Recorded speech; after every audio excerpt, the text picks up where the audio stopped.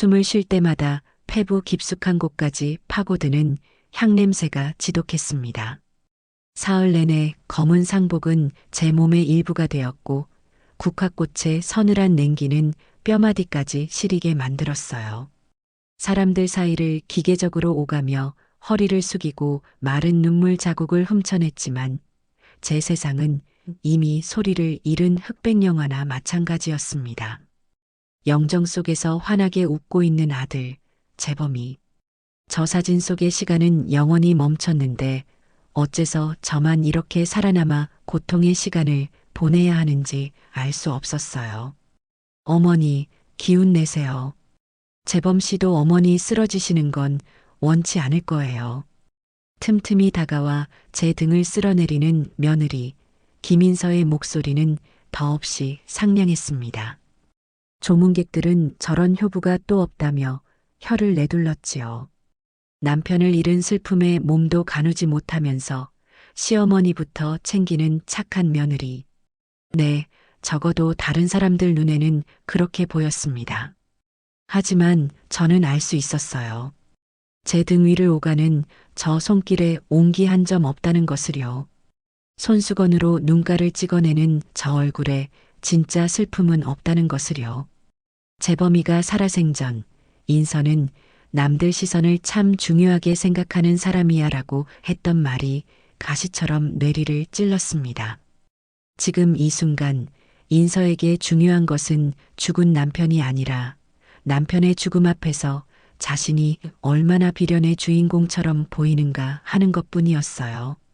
잠시 정신을 차릴 겸 조문객이 뜸한 안쪽 방으로 들어가려는데 문틈으로 인서의 목소리가 새어나왔습니다.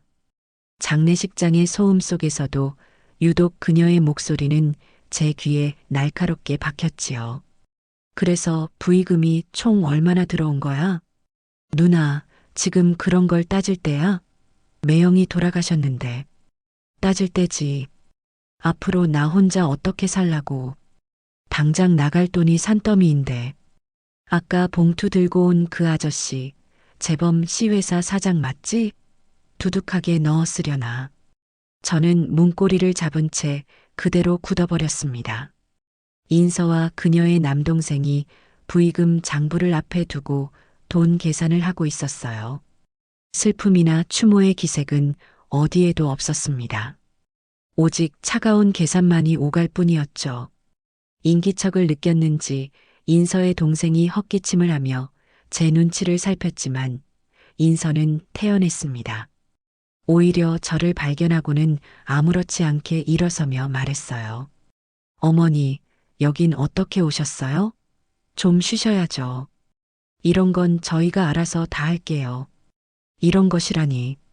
제 아들의 마지막 가는 길을 배웅하러 온 사람들의 마음을 고작 이런 것으로 치부하는 저 뻔뻔함에 피가 거꾸로 솟는 기분이었습니다.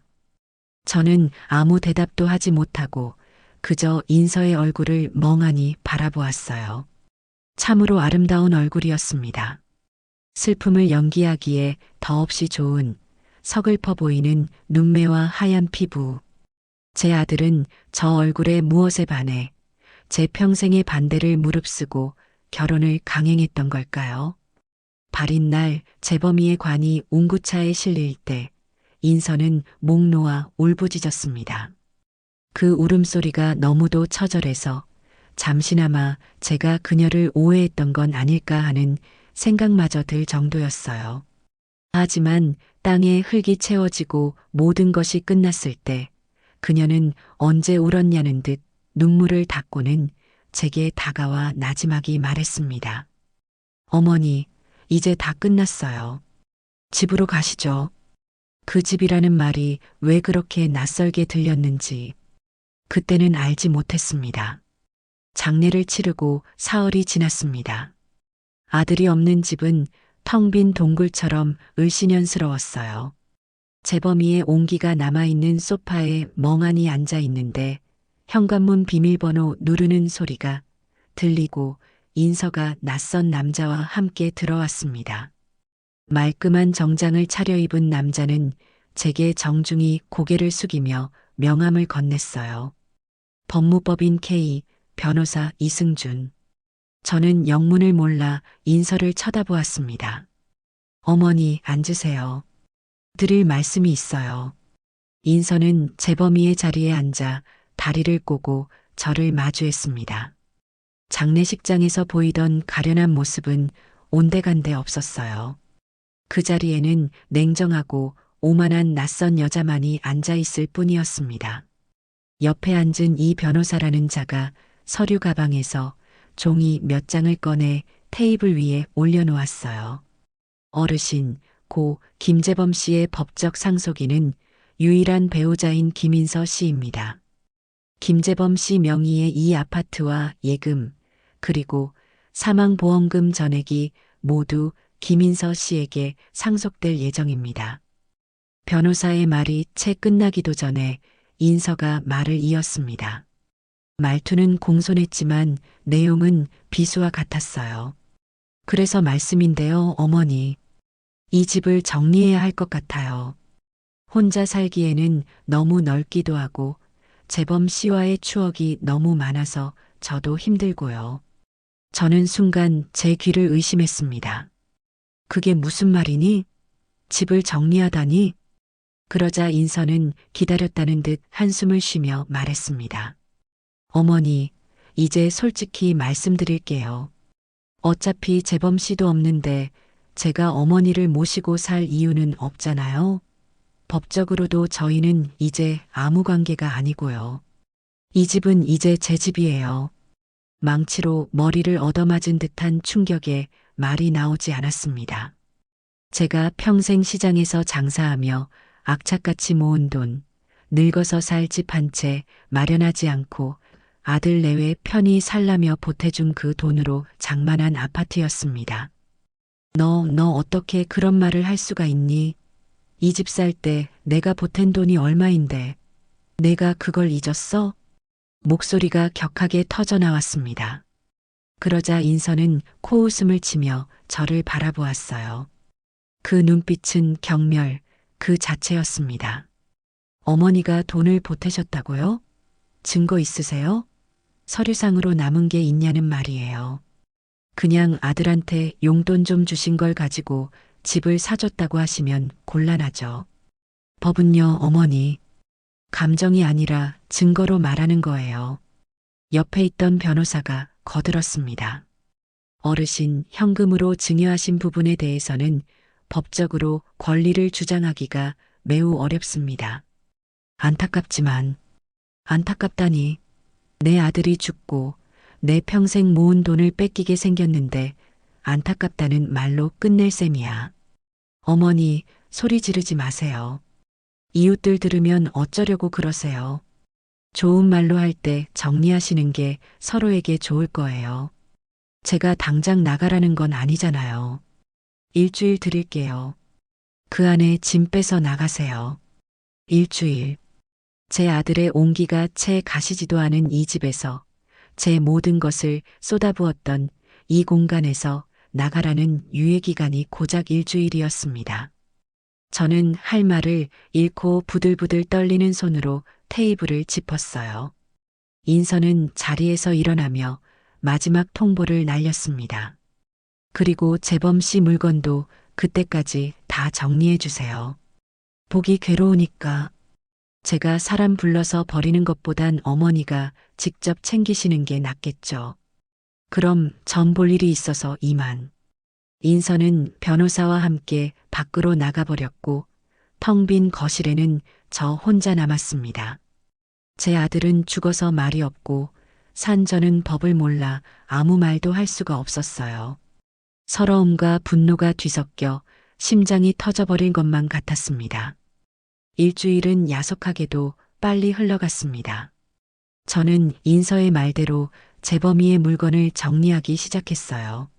아들의 옷까지, 낡은 책들, 어릴 적 쓰던 작은 장난감까지 하나하나 손에 잡힐 때마다 재범이와의 기억이 파도처럼 밀려와 주저앉아 울기를 수없이 반복했습니다.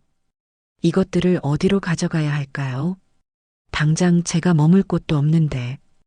결국 가장 소중한 앨범 몇 개와 재범이가 처음 사줬던 스카프, 작은 유품 몇 가지만 낡은 여행 가방에 챙겨 넣었습니다. 약속한 날이 되자 인서는 어떻게 알았는지 정확한 시간에 집으로 들이닥쳤습니다. 표독스러운 얼굴로 저를 재촉했어요. 아직도 안 나가고 뭐 하세요? 제가 분명히 오늘까지라고 말씀드렸을 텐데요. 짐을 챙길 시간이 좀 더 필요하구나. 시간은 충분히 들였어요. 더는 못 기다려요. 당장 나가세요. 인서는 제 팔을 잡아 끌며 현관으로 저를 내몰았습니다. 저는 필사적으로 버텼어요. 이러지 마라. 내 아들 집에서 날 이렇게 내쫓는 법이 어디 있니? 시끄럽고 이거 나요. 이거 엄연히 제 재산에 대한 불법 점유예요. 경찰 부르기 전에 나가는 게 좋을걸요. 그녀는 제 손을 뿌리치고는 제가 챙겨둔 작은 여행 가방마저 문 밖으로 던져버렸습니다. 쾅 하고 가방이 복도 바닥에 나뒹굴었어요. 그 순간 하늘이 무너지는 것 같았습니다.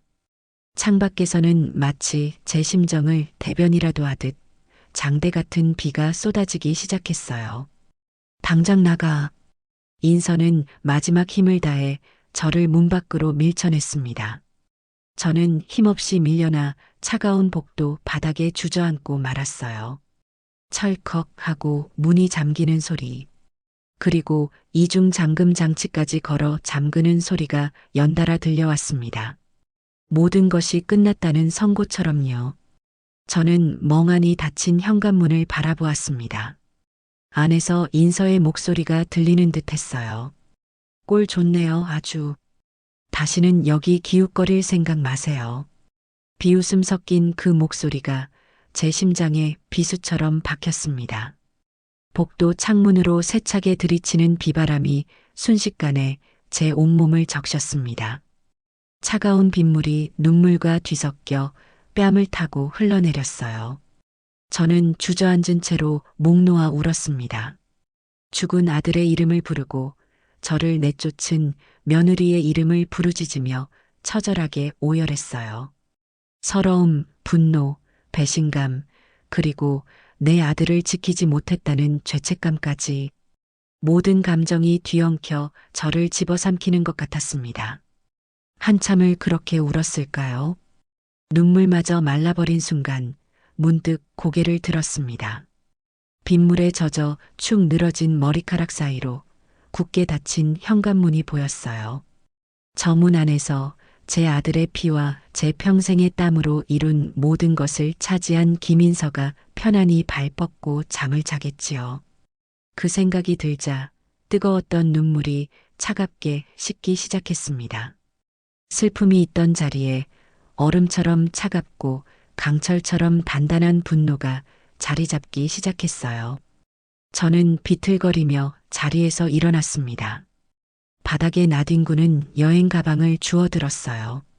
그리고 굳게 닫힌 문을 향해, 아니, 문 안의 김인서를 향해 나지막이, 하지만 온몸의 힘을 다해 속삭였습니다. 그래, 김인서. 잘 들어라. 오늘 너가 나에게 한 짓, 내가 흘린 이 피눈물을 나는 절대로 잊지 않을 것이다. 빗소리에 섞여 누구에게도 들리지 않았을 그 맹세는 제 영혼에 새겨진 주홍 글씨가 되었습니다. 내 아들 김재범의 이름으로 맹세한다. 너의 거짓된 웃음과 그 안의 탐욕, 너의 오만과 잔인함, 그 모든 것을 세상에 드러내고야 말겠다. 너가 내게서 앗아간 모든 것, 아니, 그 이상을 전부 되돌려받을 것이다.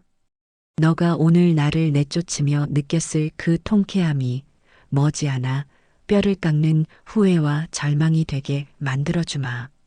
이것은 늙고 힘없는 시어미의 저주가 아니다. 아들을 잃은 어미의 피눈물 나는 복수의 시작이다. 저는 차갑게 식은 몸을 이끌고 돌아섰습니다.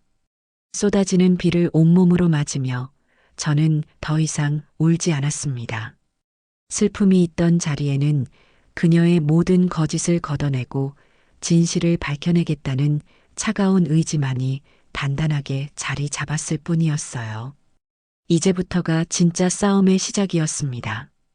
그날 이후 저는 세상을 등진 유령처럼 떠돌았습니다. 비에 젖은 생쥐꼴로 밤거리를 헤매다 간판 불빛이 환한 24시 찜질방으로 들어간 것이 제 새로운 삶의 시작이었어요. 시끄러운 콧소리와 땀 냄새, 여기저기 널브러져 잠든 사람들 틈에서 제 낡은 여행 가방을 베개 삼아 누웠습니다.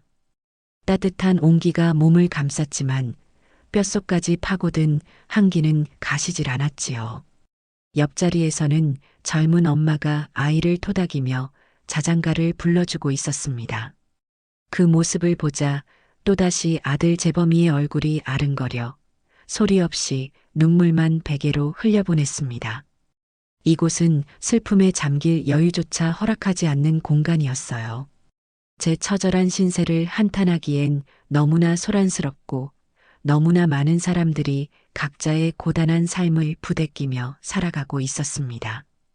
이틀 밤을 찜질방에서 새우잠으로 보냈습니다. 더 이상은 무리였어요.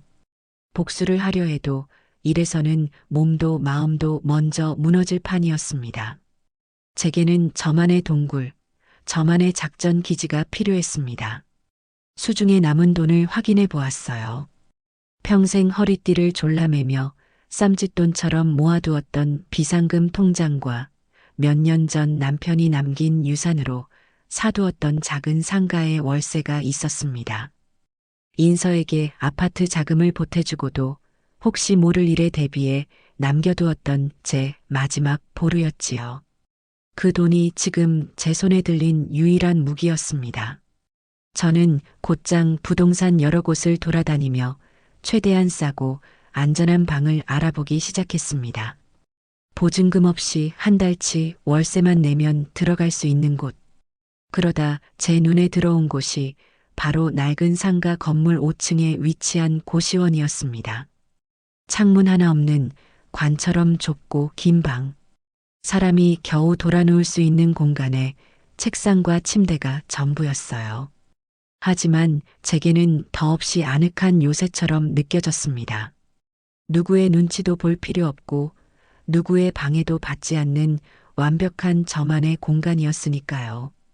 첫날 밤 저는 고시원 책상에 앉아 낡은 수첩을 한 권 펼쳤습니다. 그리고 첫 장에 펜으로 꾹꾹 눌러 세 글자를 썼어요. 김인서. 그 이름 석자를 보고 있자니 빗속에 내쫓기던 그날의 치욕이 다시금 온몸을 훑고 지나갔습니다. 저는 이를 악물고 그 이름 아래에 제가 앞으로 해야 할 일들을 적어 내려가기 시작했어요. 첫째, 김인서에 대한 모든 것을 파악할 것. 둘째, 법적으로 반격할 무기를 찾을 것. 셋째, 다시는 나를 얕보지 못하게 만들 것. 막연한 계획이었지만 그렇게 글자로 적고 나니 희미했던 복수의 윤곽이 조금은 선명해지는 기분이었습니다. 다음 날부터 저는 정보를 수집하기 시작했습니다. 요즘 젊은이들이 한다는 SNS라는 것을 배우기 위해 고시원 근처 PC방을 찾아가 젊은 아르바이트생에게 커피를 한 잔 사주며 사용법을 물었어요. 처음에는 어색했지만 제 절박함이 통했는지 아르바이트생은 제법 친절하게 가르쳐 주었습니다. 인서의 이름으로 검색하자 화려한 일상으로 도배된 그녀의 페이지가 바로 나타났어요. 남편의 장례를 치른 지 얼마나 되었다고 벌써부터 슬픔을 딛고 일어서는 중이라는 글과 함께 고급 레스토랑과 명품 쇼핑 사진들을 올려놓았더군요. 저는 역겨움을 참으며 그녀의 사진 한 장 한 장, 친구들의 댓글 하나하나까지 샅샅이 뜯어보았습니다. 그녀가 자주 가는 장소, 어울리는 친구들, 그녀의 관심사, 모든 것이 제 수첩에 빼곡하게 기록되었어요. 그녀는 자신의 행복을 과시하기 위해 스스로 모든 정보를 노출하고 있었습니다. 어리석기는 정보 수집과 동시에 저는 법률적인 조언을 구해보기로 했습니다. 무작정 덤벼들었다가는 계란으로 바위치기라는 것을 잘 알고 있었으니까요. 처음에는 인터넷에서 유명하다는 법무법인 몇 군데에 전화를 걸어보았습니다. 하지만 제 사정을 이야기하자 다들 한결같이 어렵다는 말만 되풀이했어요. 증여했다는 차용증이나 각서가 없으면 승소 가능성이 희박하며 수임료만 날릴 공산이 크다는 냉정한 대답이 돌아왔습니다. 수화기 너머로 들려오는 그들의 목소리에는 돈 안 되는 사건에 엮이고 싶지 않다는 귀찮음이 역력했어요. 포기해야 하나 좌절감이 밀려올 때쯤 남대문 시장에서 함께 장사했던 옛 동료 언니와 우연히 연락이 닿았습니다.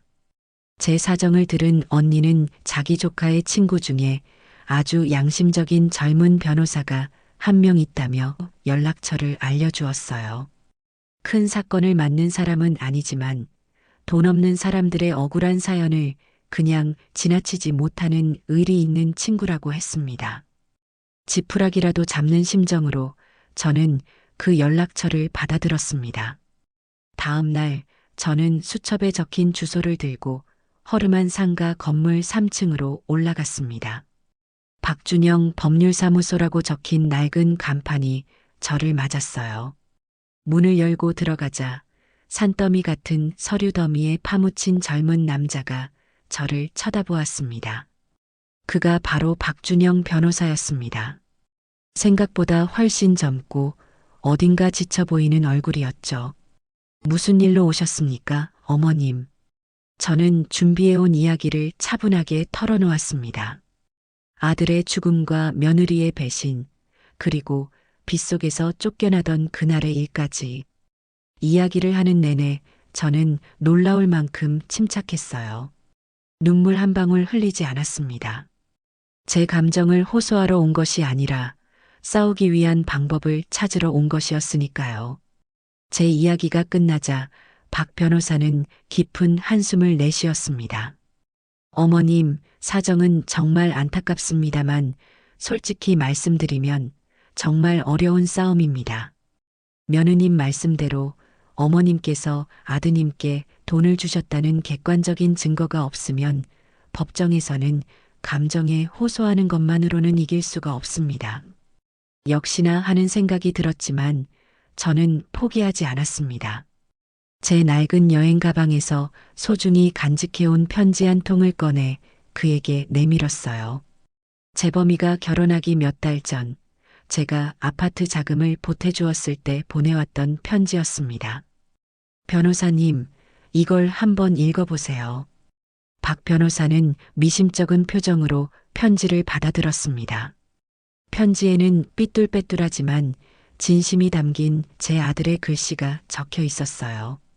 어머니, 평생 모으신 귀한 돈을 저희를 위해 선뜻 내어주셔서 정말 감사합니다. 이 은혜 평생 잊지 않고 인서와 함께 2배, 3배로 효도할게요.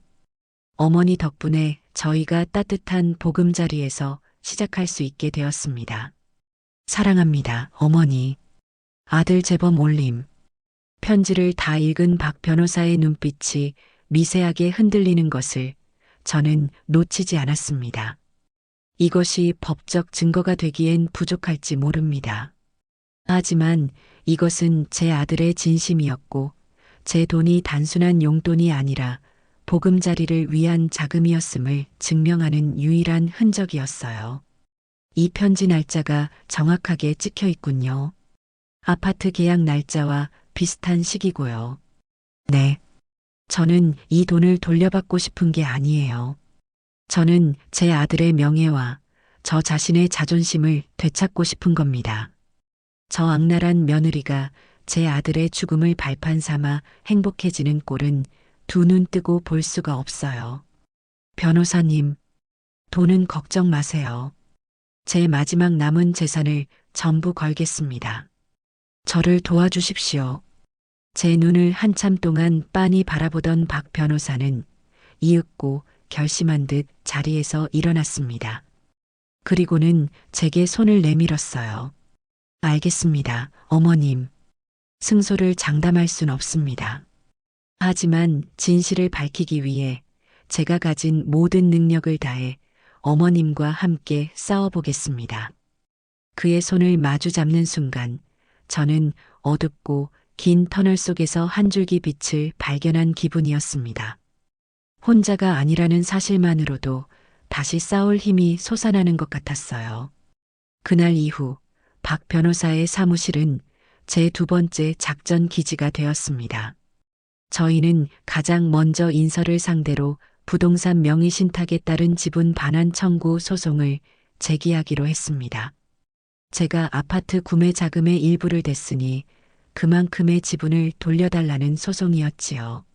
박 변호사는 승소 가능성이 낮더라도 이 소송을 통해 인서를 압박하고 그녀가 숨기고 있는 다른 약점들을 파헤칠 기회를 만들 수 있다고 설명했습니다.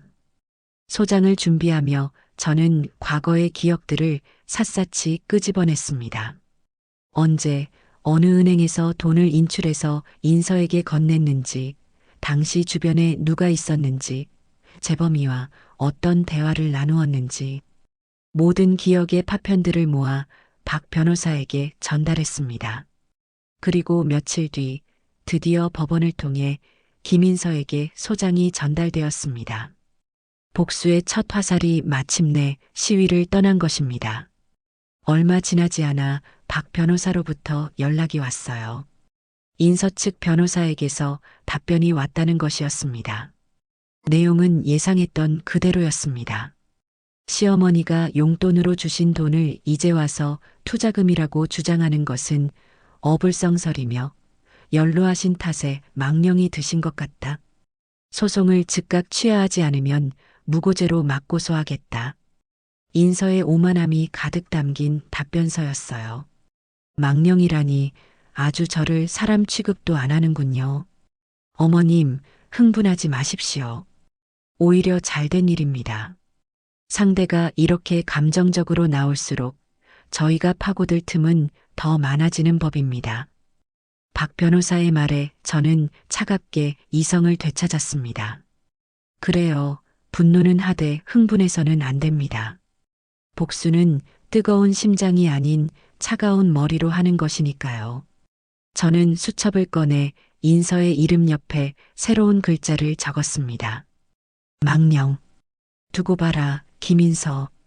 그 망령든 늙은이가 너의 화려한 성을 어떻게 무너뜨리는지 똑똑히 보여줄 테니.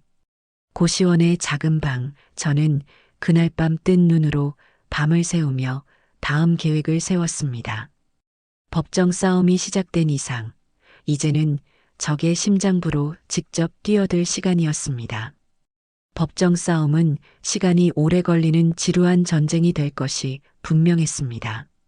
소송 하나만 믿고 마냥 기다릴 수는 없었어요. 저는 인서의 일상 속으로 직접 파고들어 그녀를 안에서부터 흔들기로 결심했습니다. 김인서의 가장 큰 약점은 허영심과 남들의 시선이었으니까요. 그 약점을 공략하기 위해 저는 그녀가 가장 화려하게 자신을 과시하는 장소로 향했습니다. 바로 강남의 한 고급 피트니스 센터였어요. SNS를 통해 알아낸 정보에 따르면 인서는 매일 오전에 그곳에서 운동을 하고 사교 활동을 즐겼습니다. 물론 제 행색으로는 정식 회원으로 등록할 수조차 없었지요.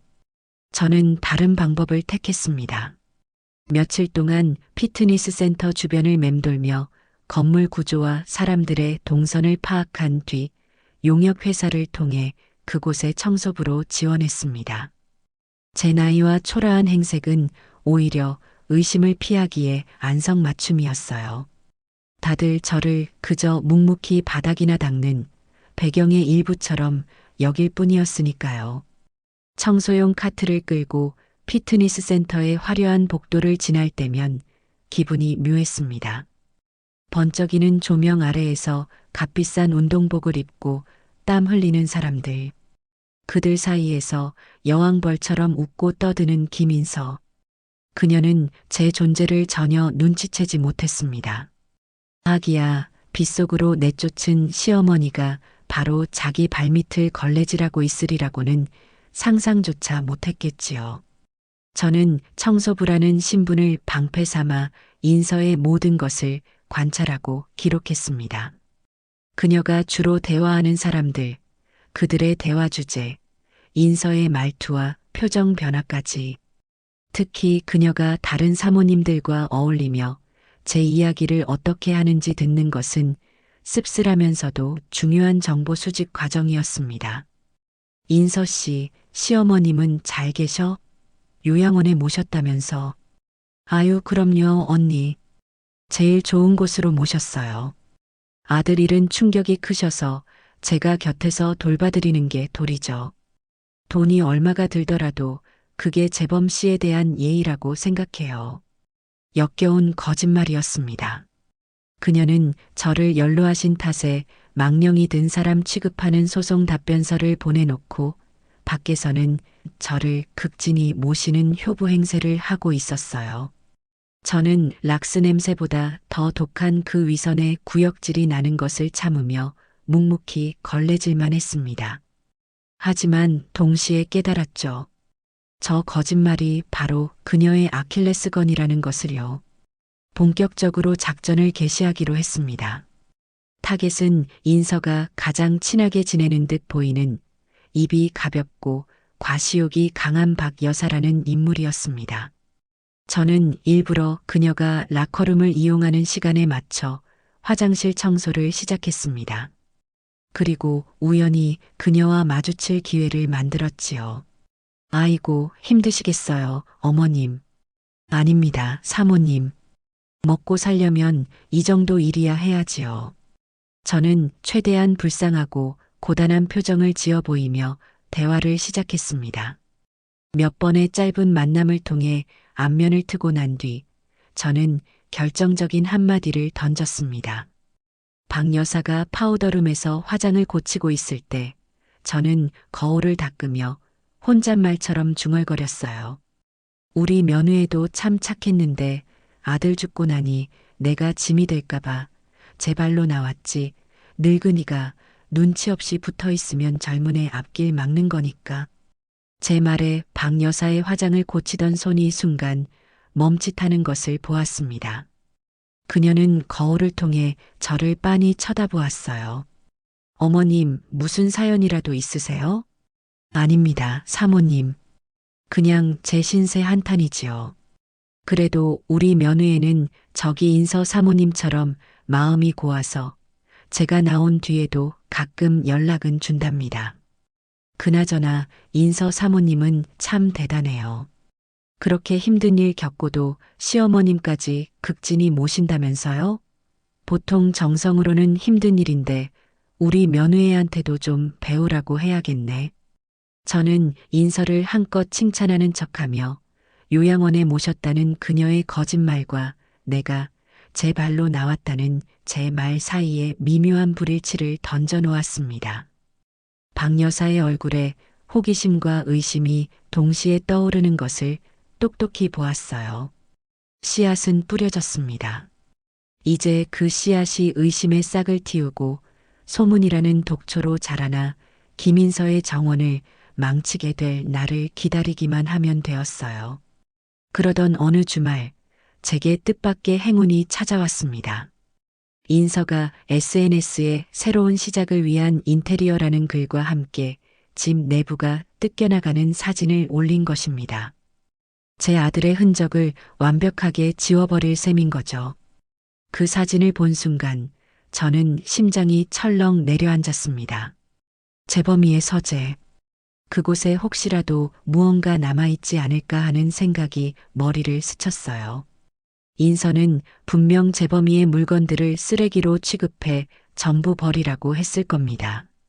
저는 곧장 아파트 경비실로 달려갔습니다.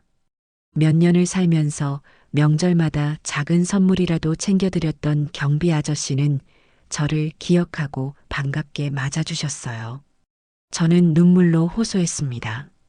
아들이 남긴 유품 중에 꼭 찾아야 할 것이 있는데 며느리가 못 들어가게 한다며 오늘 인테리어 공사 때문에 옛 서재 물건들을 전부 버린다고 하니 딱 한 번만 들어가서 물건을 찾을 수 있게 해달라고요. 제 딱한 사정을 들은 경비 아저씨는 인서가 외출한 틈을 타 잠시 눈 감아주겠다며 저를 들여보내 주었습니다. 먼지가 자욱한 서재에는 책과 서류들이 담긴 폐기물 자루 몇 개만 덩그러니 놓여 있었습니다. 저는 미친 듯이 자루를 뒤지기 시작했어요. 제한된 시간 안에 무언가를 찾아야 한다는 초조함에 손이 떨려왔습니다. 책들을 하나하나 꺼내 흔들어 보고 서류 뭉치를 훑어보던 그때였습니다. 낡은 책상 서랍을 버리기 위해 꺼내놓은 자루 속에서 익숙한 가죽 표지가 손에 잡혔습니다. 재범이가 대학생 때부터 쓰던 낡은 다이어리였어요. 심장이 미친 듯이 뛰기 시작했습니다. 저는 다이어리를 품에 숨기고는 아무 일도 없었다는 듯 경비 아저씨에게 감사 인사를 하고 아파트를 빠져나왔습니다. 고시원의 제 작은 방으로 돌아와 떨리는 손으로 다이어리를 펼쳤어요. 앞부분은 학창시절의 소소한 일상들이었지만 뒷부분으로 갈수록 김인서와 관련된 내용들이 나타나기 시작했습니다. 인서의 씀씀이가 점점 커진다. 내 월급으로는 감당하기가 벅차다. 오늘도 카드값 때문에 크게 다투었다. 그녀는 왜 만족을 모르는 걸까? 분노와 슬픔이 뒤섞인 재범이의 고뇌가 페이지마다 배어 있었습니다. 저는 눈물을 참으며 마지막 장까지 넘겼습니다. 그리고 마침내 제 눈을 의심하게 만드는 문장을 발견했습니다. 도저히 안 되겠다. 인서가 모르는 비상금 계좌를 하나 만들어야겠다. 혹시라도 무슨 일이 생기면 이 돈이 어머니를 지켜줄 마지막 수단이 될지도 모른다. 계좌 정보는 내 오래된 보물상자 안에. 저는 숨을 멈췄습니다. 비상금 계좌, 그리고 보물상자. 재범이가 어릴 적 쓰던 낡은 나무로 된 보물상자가 있었습니다. 제가 이사할 때마다 버리지 못하고 간직하다가 재범이 결혼할 때 짐과 함께 딸려보냈던 바로 그 상자. 인서는 그저 낡고 쓸모없는 잡동사니로 취급했겠지만 그 안에 이런 비밀이 숨겨져 있을 줄이야.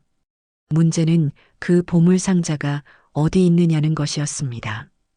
인테리어 공사로 이미 버려졌을 수도 있어요. 저는 다시 경비 아저씨에게 연락해 혹시 가구를 버린 곳이 어딘지 물었습니다.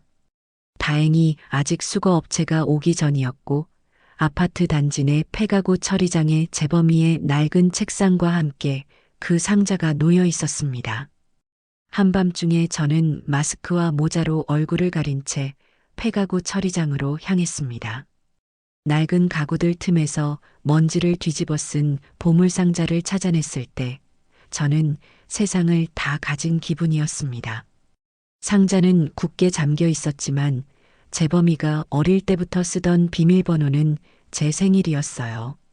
떨리는 손으로 다이얼을 맞추자 딸깍 소리와 함께 상자가 열렸습니다.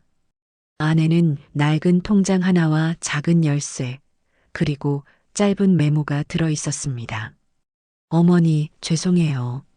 인서는 좋은 사람이지만 너무 불안합니다. 이건 제가 따로 모은 돈입니다. 그리고 이 열쇠는 은행 개인금고 열쇠예요. 혹시 제가 잘못되면 어머니께서 꼭 이걸 찾아주시길 바랍니다. 통장을 펼쳐보는 순간 저는 제 눈을 의심했습니다. 인서는 상상도 못할 만큼의 큰 금액이 찍혀 있었어요. 재범이가 회사에서 받은 성과급과 몰래 했던 투자 등으로 모은 돈이었습니다.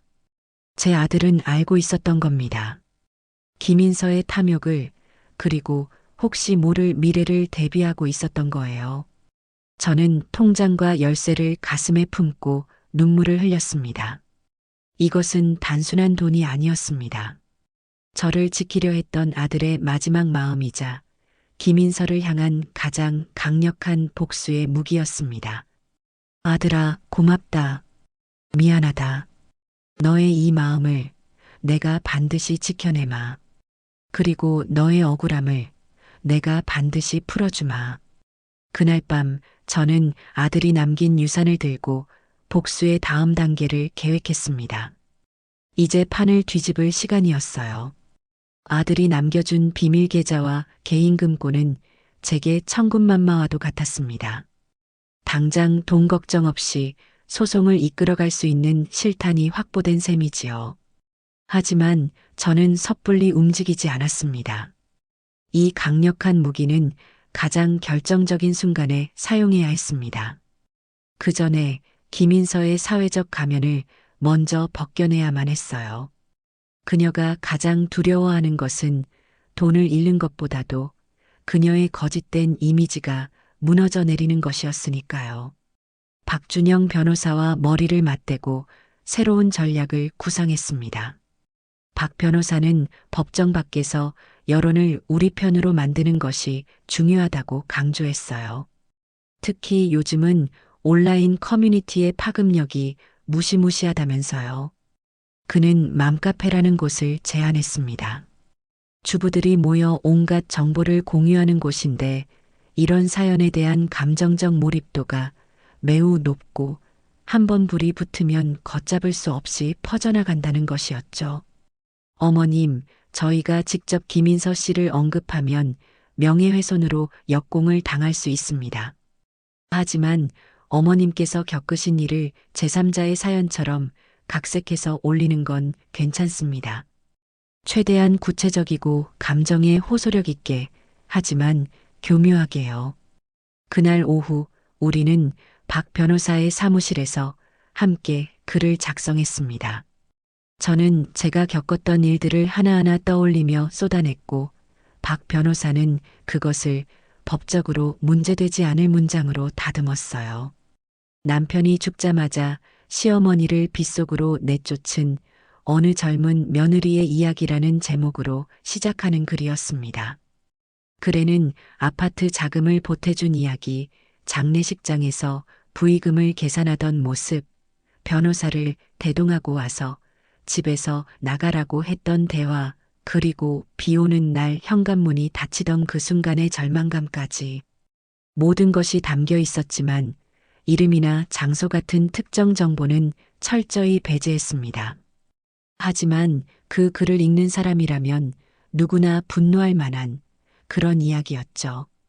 그날 밤 저는 PC방으로 가 박 변호사가 알려준 대로 맘카페에 익명으로 글을 올렸습니다. 전송 버튼을 누르는 손가락이 떨렸어요. 과연 효과가 있을까? 반신반의하는 마음으로 새로 고침을 누르는 순간 저는 놀라지 않을 수 없었습니다. 불과 몇 분 만에 수십 개의 댓글이 달리기 시작했어요. 세상에, 이게 실화인가요?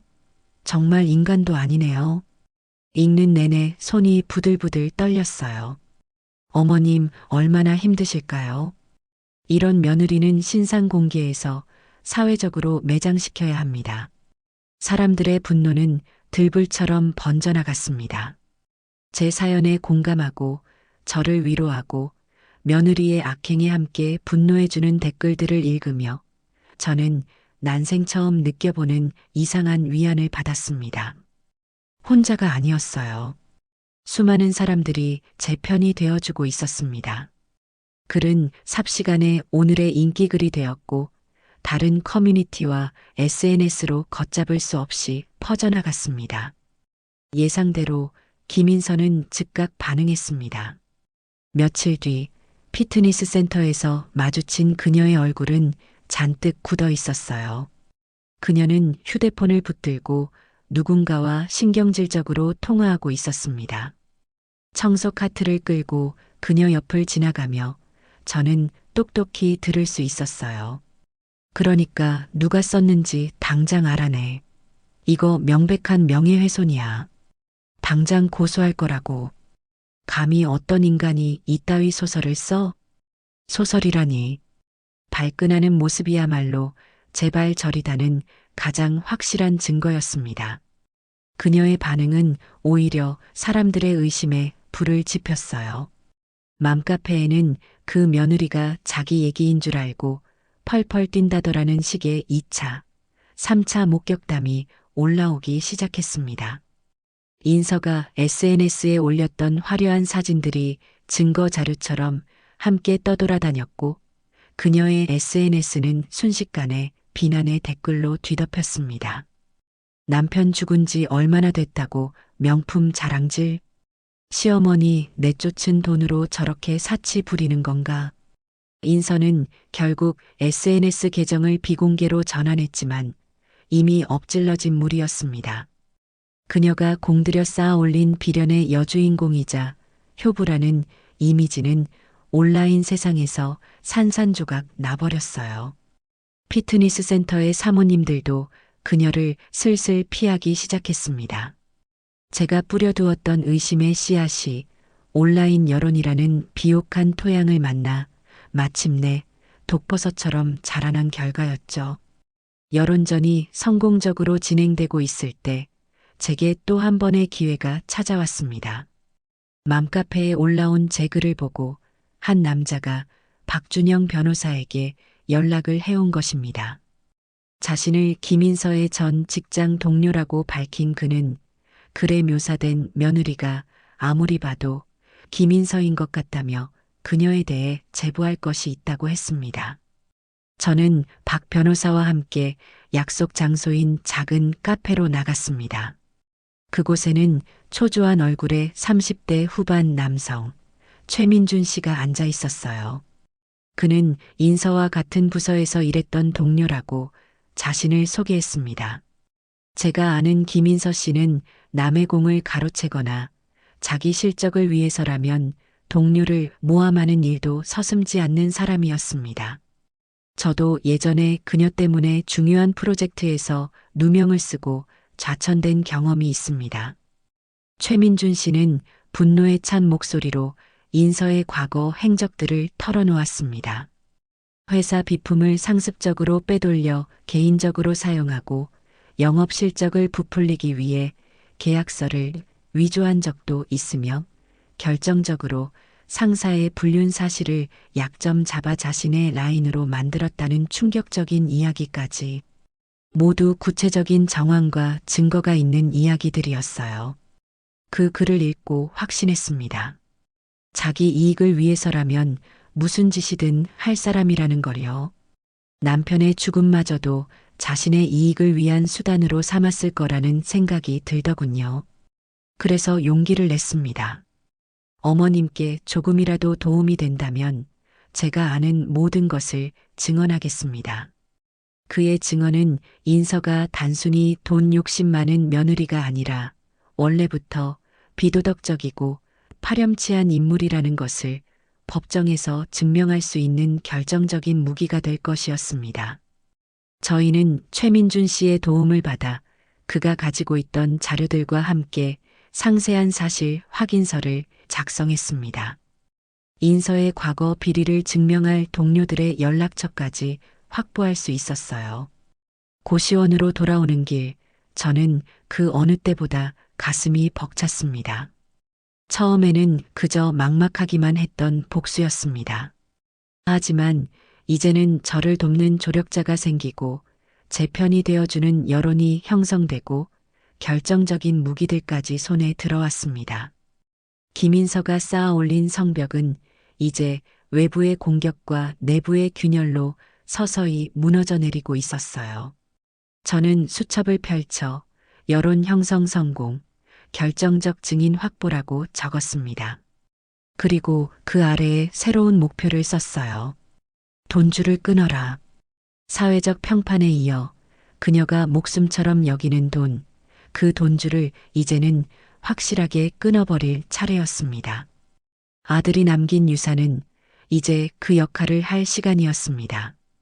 김인서의 가면을 벗겨내기 위한 여론전은 성공적이었습니다. 하지만 그것만으로는 부족했어요.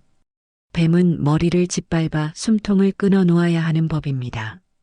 그녀의 머리는 돈이었고 허영심이었으며 그 모든 것을 가능하게 하는 제 아들의 유산이었습니다. 이제 그것을 하나씩 빼앗아 올 차례였지요. 제 손에는 아들이 남긴 마지막 무기, 비밀 계좌의 통장과 개인금고 열쇠가 들려 있었습니다. 박준영 변호사와 저는 함께 은행으로 향했습니다. 수년 만에 방문하는 은행의 문턱은 어색하고 무겁게 느껴졌어요. 박 변호사가 옆에 없었다면 저는 문 앞에서 망설이다 발길을 돌렸을지도 모릅니다. 저희는 곧장 개인 금고 담당 창구로 갔습니다. 제가 신분증과 열쇠, 그리고 재범이의 사망진단서와 가족관계 증명서 등 필요한 서류들을 내밀자 직원은 잠시 놀란 눈치였지만 이내 저희를 육중한 철문 안쪽으로 안내했습니다. 차가운 냉기가 감도는 방 벽면을 가득 채운 수백 개의 금고 앞에 서자 심장이 세차게 뛰었습니다. 직원이 제 열쇠와 마스터키를 함께 꽂아 돌리자 둔탁한 소리와 함께 작은 금고 문이 열렸습니다. 그 안에는 재범이가 남긴 통장과 인감도장, 그리고 두툼한 서류 봉투 하나가 들어 있었어요. 저는 떨리는 손으로 그것들을 꺼내 들었습니다. 단순한 종이와 플라스틱 조각이 아니었어요. 그것은 저를 지키려 했던 아들의 마음이자 김인서의 심장을 겨눌 가장 날카로운 창이었습니다. 박 변호사의 사무실로 돌아와 저희는 굳게 닫혀있던 그 돈의 흐름을 세상 밖으로 끌어냈습니다. 상당한 액수였지만 저는 그 돈을 허투루 쓸 생각이 전혀 없었어요. 이 돈은 복수를 위한 실탄이었습니다. 변호사님, 이 돈으로 우리가 할 수 있는 게 무엇일까요? 어머님, 이제 저희는 훨씬 더 공격적으로 나설 수 있습니다. 당장 소송 비용 걱정은 물론이고 김인서 씨의 다른 비리를 파헤칠 전문가를 고용할 수도 있습니다. 유능한 사설 탐정이라도 붙여볼 수 있다는 말입니다. 사설 탐정. 영화에서나 보던 단어였지만 지금 제게는 그 무엇보다 필요한 존재였습니다. 저는 주저없이 고개를 끄덕였어요. 그렇게 해주세요. 돈은 얼마가 들어도 좋습니다. 김인서의 뒤를 샅샅이 캐서 먼지 한 톨까지 전부 찾아내주세요. 세금 문제는 없는지, 다른 재산을 숨겨두지는 않았는지, 그녀의 모든 것을요. 그렇게 아들이 남긴 돈은 곧바로 인서의 숨통을 조이는 자금으로 투입되었습니다.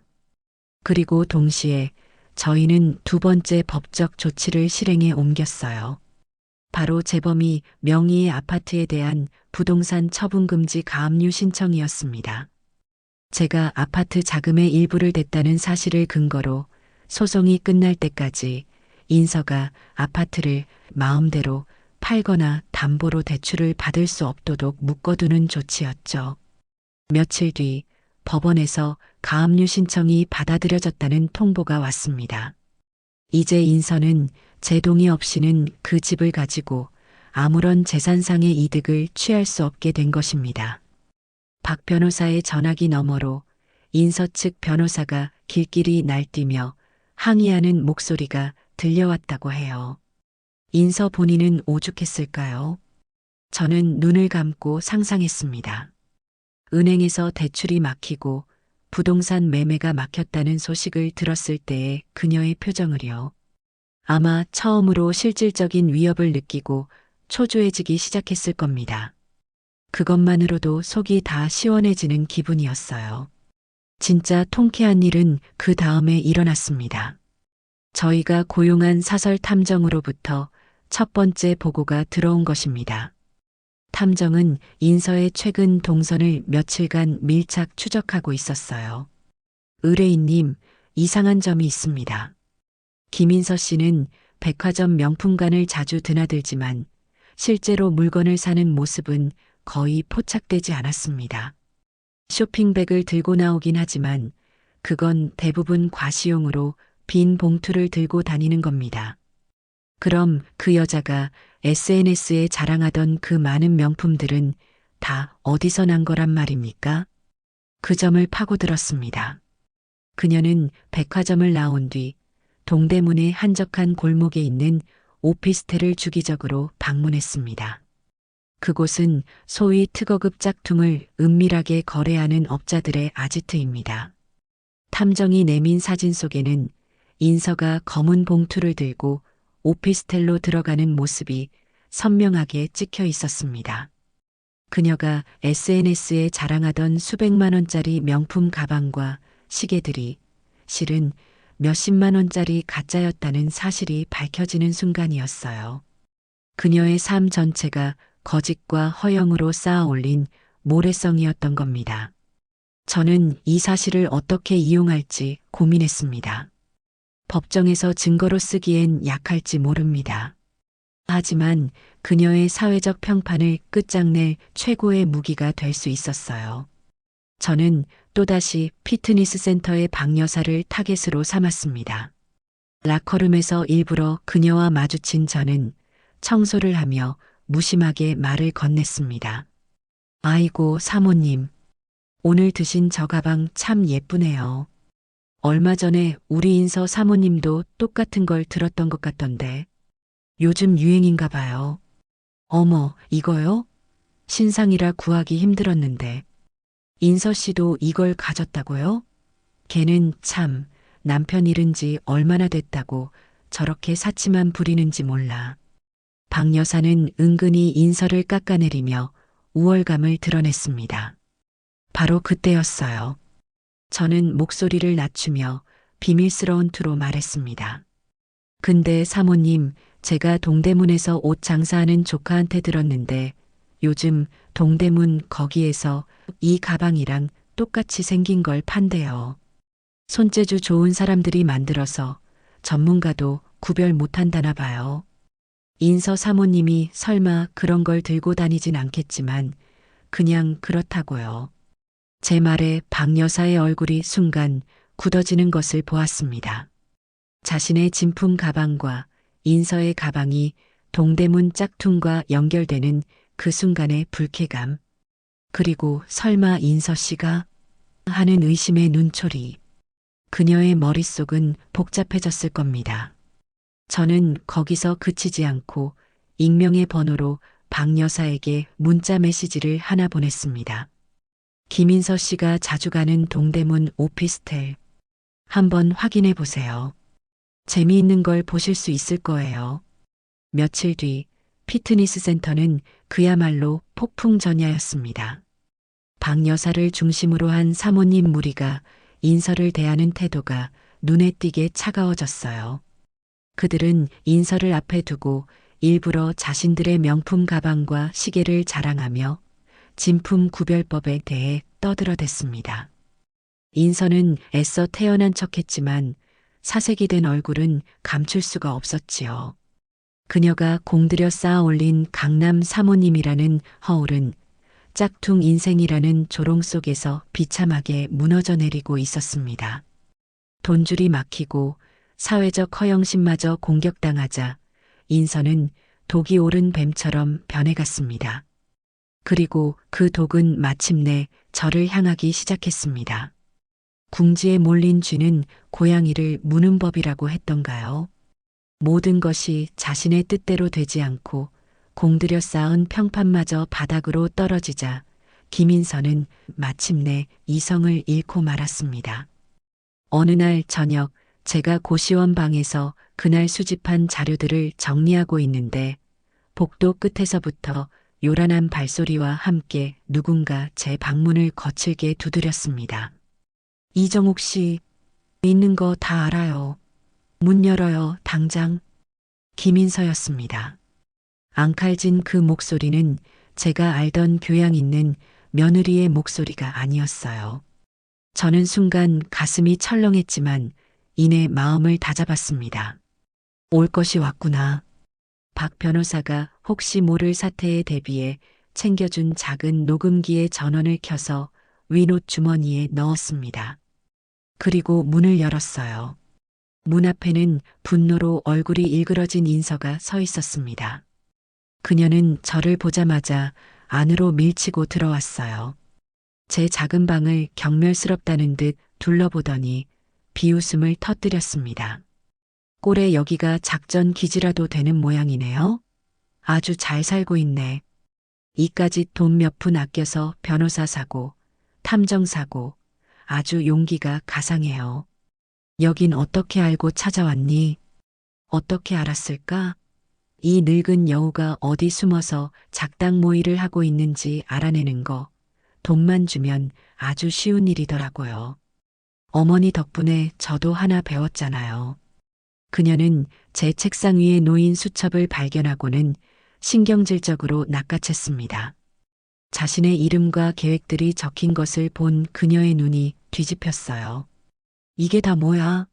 지금 나를 저주하면서 이런 짓까지 하고 있었던 거야? 당신 미쳤어? 미친 건 너 아니니?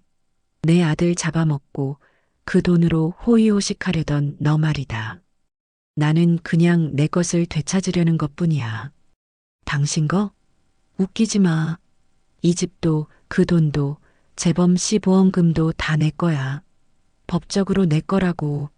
당신 같은 늙은이는 한 푼도 가질 자격 없어. 인선은 이성을 잃고 제게 고함을 질러댔습니다. 당장 소송 취하하고 가압류 풀어. 그리고 그깟 맘카페에 올린 글이랑 헛소문 퍼뜨린 거 다 당신 짓이지? 당장 사과하고 아니라고 해명해. 그렇지 않으면 나도 가만히 안 있을 거니까. 당신 남은 인생, 이 고시원보다 더 비참한 곳에서 썩게 만들어줄 수도 있어. 알아들어? 저는 그녀의 광기 어린 협박을 묵묵히 듣고만 있었습니다. 주머니 속 녹음기는 그녀의 모든 막말을 충실하게 담아내고 있었어요. 그녀가 씩씩거리며 잠시 말을 멈춘 틈을 타 저는 차갑게 입을 열었습니다. 다 말했니? 그럼 이제 돌아가. 여긴 너 같은 애가 함부로 들어올 곳이 아니야. 뭐, 지금 이 상황에 그런 말이 나와?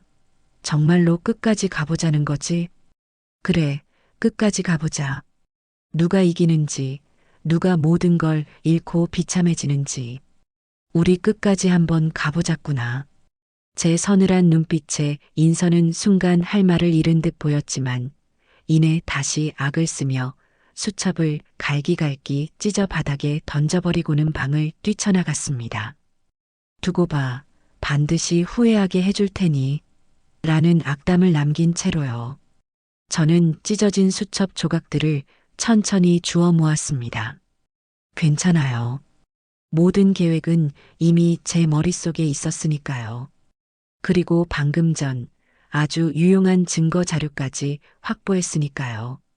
며칠 뒤 인서의 반격은 예상보다 훨씬 더 비열하고 졸렬한 방식으로 시작되었습니다. 제가 잠시 외출한 사이 경찰관 2명이 저를 찾아온 것입니다. 고시원 총무의 연락을 받고 급하게 돌아가 보니 제 방 앞에서 경찰들이 저를 기다리고 있었어요. 이정옥 씨 되십니까? 절도 혐의로 신고가 들어와서 조사 좀 해야겠습니다. 네, 절도라니요? 그게 무슨 말씀이십니까? 피트니스 센터 라커룸에서 상습적으로 귀금속이 사라진다는 신고가 있었는데 용의자로 이정옥 씨가 지목되었습니다. 잠시 방을 좀 수색하겠습니다. 김인서의 지시였습니다. 저를 범죄자로 몰아 소송에서 유리한 고지를 차지하고 제 신뢰도를 떨어뜨리려는 비열한 수작이었죠. 저는 억울했지만 순순히 경찰의 수색에 응했습니다. 어차피 저는 훔친 것이 없었으니까요. 하지만 경찰은 제 침대 매트리스 밑에서 비닐에 싼 금목걸이 하나를 찾아냈습니다. 제가 난생 처음 보는 물건이었어요. 이게 왜 여기서 나옵니까? 할머니, 저희랑 같이 경찰서까지 가셔야겠습니다. 꼼짝없이 당하는 순간이었습니다. 제가 아무리 아니라고 소리쳐도 물증 앞에서 제 말은 힘이 없었어요. 그때 제 뒤에서 이 모든 상황을 지켜보고 있던 박준영 변호사가 나섰습니다. 인서가 찾아온 그날 이후 혹시 모를 일에 대비해 제가 그에게 미리 연락을 해둔 터였습니다. 잠깐만요, 경관님. 이 상황은 명백한 함정입니다. 이 건물 복도에는 CCTV가 설치되어 있습니다. 저희 의뢰인이 외출한 사이 누군가 이 방에 들어왔을 가능성이 매우 높습니다. CCTV 영상부터 먼저 확인해 주시길 요청합니다. 박 변호사의 말에 경찰들도 잠시 주춤했습니다. 저희는 곧장 관리실로 가 CCTV 영상을 확인했습니다. 영상에는 제가 외출하고 얼마 지나지 않아 모자와 마스크로 얼굴을 가린 수상한 남자가 제 방의 잠금 장치를 능숙하게 열고 들어갔다가 잠시 뒤 나오는 장면이 고스란히 찍혀 있었습니다. 완벽한 증거였어요. 상황은 순식간에 역전되었습니다. 저는 절도 용의자에서 함정 수사의 피해자가 되었고, 김인선은 이제 절도 교사는 물론 무고죄까지 뒤집었을 위기에 처한 것입니다. 경찰서에서 조사를 받고 풀려난 다음 날, 저는 박 변호사와 함께 마지막 카드를 꺼내 들었습니다. 며칠 전 인서가 제 방에 찾아와 협박했던 내용이 담긴 녹음 파일이었습니다. 변호사님, 이걸 언론에 공개할까요? 아니요, 어머님. 그건 최후의 수단입니다. 그보다 훨씬 더 효과적인 방법이 있습니다. 박 변호사는 그 녹음 파일을 인서의 변호사에게 이메일로 보냈습니다. 그리고 짧은 메시지를 덧붙였어요. 귀하의 의뢰인이신 김인서 씨의 품격 있는 목소리가 담긴 파일입니다. 이 파일이 언론이나 재판부에 넘어가는 것을 원치 않으신다면 앞으로는 이성적으로 행동하시길 바랍니다. 어설픈 공작은 이제 그만두시지요. 그것은 치명적인 경고였습니다. 그날 이후 인서 측의 어설픈 공격은 완전히 멈췄습니다. 그녀는 이제 제가 만만히 볼 늙은이가 아니라는 것, 오히려 자신이 던진 돌에 제 머리가 깨질 수도 있다는 공포를 깨닫기 시작했을 겁니다. 그녀의 비열한 반격은 오히려 저에게 더 강력한 무기를 쥐어주고 그녀 자신을 더 깊은 수렁으로 밀어넣는 자충수가 되었을 뿐이었어요. 저는 바닥에 흩어졌던 찢어진 수첩을 대신할 새로운 노트를 펼쳤습니다. 그리고 첫 장에 이렇게 썼습니다. 이제 공격은 끝났다. 심판의 시간이다. 김인서의 발악이 멈추자 전장에는 잠시 고요한 평화가 찾아왔습니다. 하지만 그것은 폭풍 전야의 고요함일 뿐이라는 것을 저는 잘 알고 있었어요. 저는 이 시간을 허투루 보내지 않았습니다. 이제는 수비가 아닌 그녀의 숨통을 완전히 끊어놓을 결정적 한 방을 준비해야 할 때였습니다. 제 머릿속에서는 한 가지 의문이 계속해서 맴돌고 있었어요. 내 아들 재범이는 정말 단순한 사고로 죽은 것일까? 지금까지는 아들을 잃은 슬픔과 인서에 대한 분노 때문에 그 죽음의 본질을 깊이 파고들 생각을 하지 못했습니다. 하지만 인서의 추악한 본성을 알게 될수록 그 의심은 점점 더 짙은 안개처럼 제 마음속에 피어올랐습니다. 돈 때문에 저에게 이런 짓까지 하는 여자라면 더 큰 돈을 위해서 무슨 짓인들 못했을까? 저는 박준영 변호사에게 부탁해 재범이의 사고 기록 일체를 다시 받아보았습니다. 수십 장에 달하는 경찰의 사고 조사 보고서와 현장 사진들을 제 고시원의 작은 책상 위에 모두 펼쳐놓았어요. 저는 돋보기를 꺼내 들고 글자 하나하나, 사진 한 장 한 장을 샅샅이 훑어보기 시작했습니다. 마치 어려운 퍼즐을 맞추는 심정으로요. 처음에는 별다른 점을 발견할 수 없었습니다. 졸음운전으로 인한 가드레일 추돌 사고, 동승했던 김인선은 가벼운 타박상만 입었고 운전자인 재범이만 사망한 비극적인 사고, 모든 것이 경찰의 결론대로 흘러가는 듯 보였어요. 하지만 포기하지 않고 며칠 밤낮으로 서류를 들여다보던 중 마침내 몇 가지 이상한 점들을 발견하게 되었습니다. 첫째, 사고 현장 사진 속 차량의 타이어에는 급브레이크를 밟았을 때 생기는 스키드 마크가 거의 없었습니다. 졸음운전이었다면 충돌 직전 본능적으로 브레이크를 밟기 마련인데 마치 브레이크를 밟을 시간조차 없이 그대로 돌진한 듯한 모습이었어요. 둘째, 인서의 최초 진술이 이상했습니다.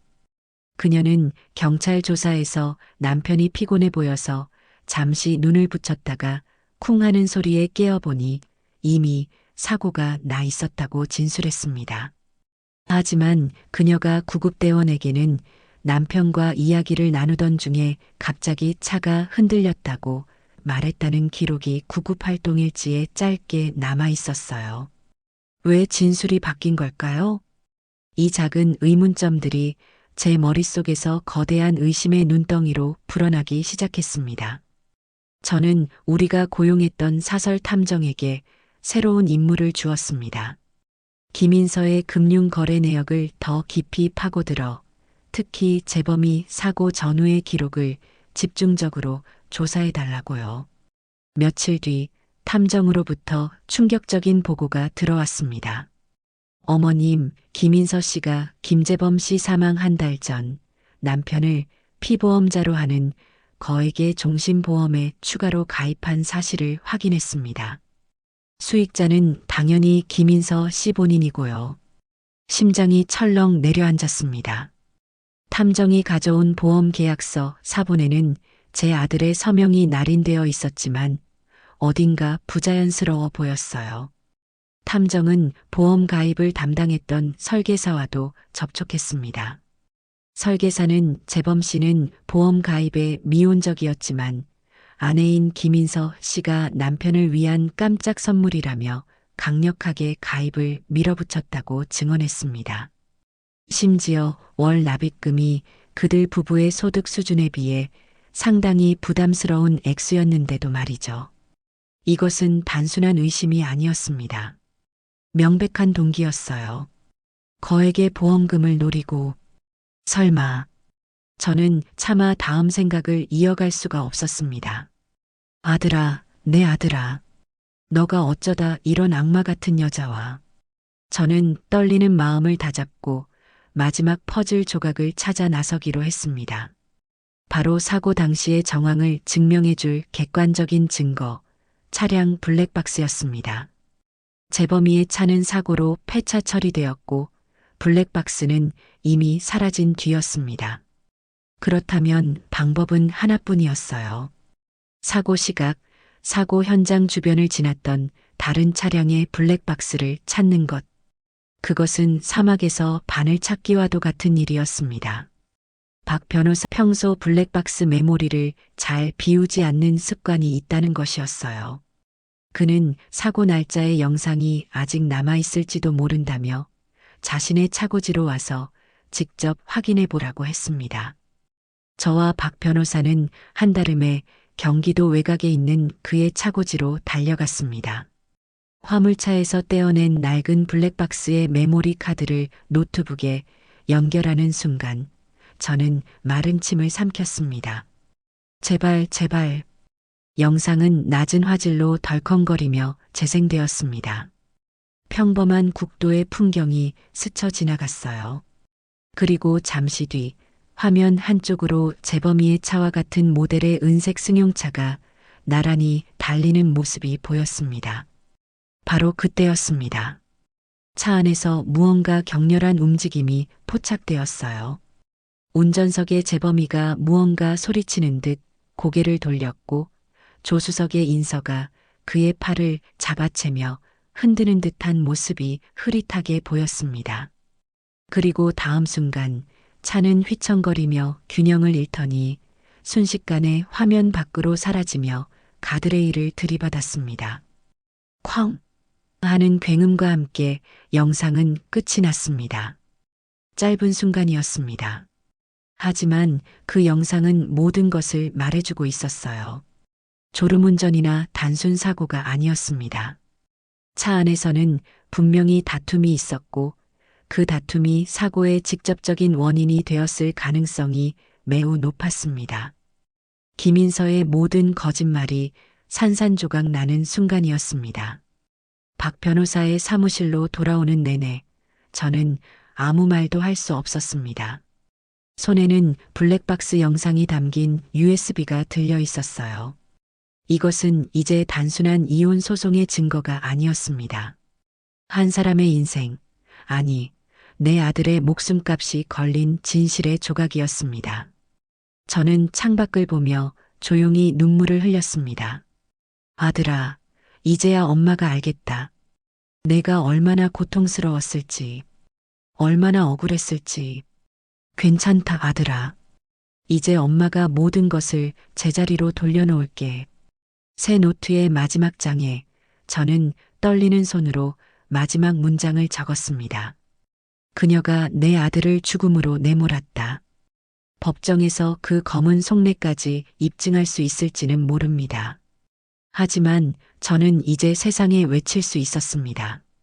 내 아들은 결코 사고로 죽은 것이 아니라고. 김인서, 너는 이제 단순한 사기꾼이 아니라 내 아들의 목숨값을 치러야 할 사람이다.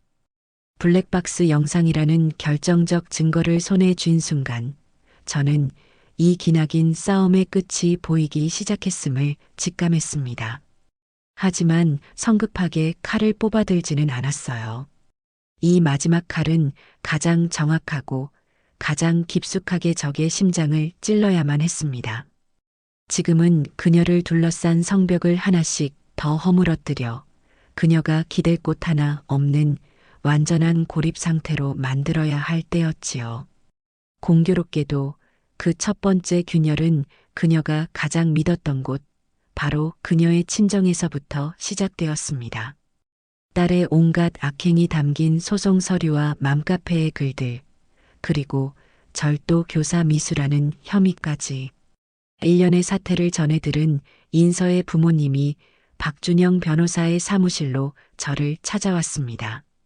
처음에는 저를 잡아먹을 듯한 기세였어요. 인서의 어머니는 제 앞에 서자마자 삿대질부터 시작했습니다.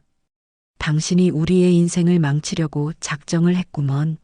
늙어서 돈독이 올라도 유분수지. 어떻게 며느리를 상대로 이런 짓까지 벌여요? 우리 인서는 당신 때문에 밥도 못 먹고 잠도 못 자고 있어. 당장 이 소송인지 뭔지 다 그만두지 못해. 옆에 있던 인서의 아버지는 말없이 담배만 태우고 있었지만 그 눈빛 역시 저를 원망하는 기색이 역력했습니다. 저는 그들의 분노를 묵묵히 받아냈습니다. 그리고는 조용히 입을 열었어요. 사부인, 앉아서 이야기하시지요. 그리고 저는 당신이 아니라 사부인의 아들이었던 재범이의 어미입니다. 제 차분한 태도에 인서의 어머니는 잠시 말문이 막힌 듯 했습니다. 박 변호사가 준비해둔 자료들을 테이블 위에 올려놓았어요. 제가 아파트 자금을 보태준 은행 거래 내역서, 재범이가 쓴 편지, 인서가 저를 요양원에 모셨다고 거짓말을 하고 다닌 증거, 가리고 최근의 절도 교사 미수 사건에 대한 경찰 조사 기록까지. 이것들을 한번 보십시오. 제가 돈에 눈이 멀어 없는 사실을 꾸며내는 것인지 아니면 따님이 제 아들의 죽음을 발판 삼아 제 모든 것을 빼앗으려 했는지 직접 판단해 보시길 바랍니다. 인서의 어머니는 서류를 거들떠보지도 않았지만 아버지는 달랐습니다. 그는 떨리는 손으로 서류들을 하나씩 넘겨보았어요. 특히 재범이의 진심이 담긴 편지를 읽는 그의 얼굴은 괴로움으로 일그러졌습니다. 이게 다 사실이란 말이버? 사실입니다. 저는 제 아들의 집에서 비 오는 날 맨몸으로 쫓겨났습니다. 따님은 제게 꼴 좋다며 비웃었고요.